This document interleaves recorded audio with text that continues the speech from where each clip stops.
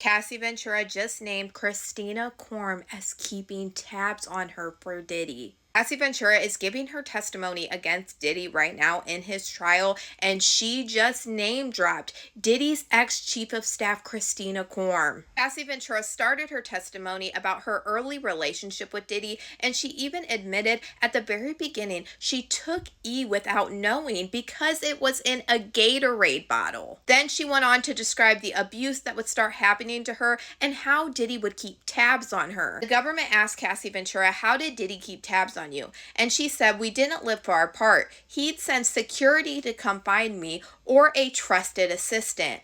Like who? David James or Kristina Khorram. And we know that Diddy's ex-chief of staff, Kristina Khorram, has been named in multiple civil lawsuits with Diddy. So the fact that Cassie Ventura just listed her literally sent chills all the way up my spine. Because back in 2018 and prior, during Cassie and Diddy's relationship, I didn't even know if Kristina Khorram at this time would have any part in any of this. Cassie Ventura points out at this time, Kristina Khorram was only a assistant for Diddy. She wasn't even Diddy's chief of staff during this time. And I already know that this will not be the last that we hear about Kristina Khorram. I just didn't know it was happening this early on.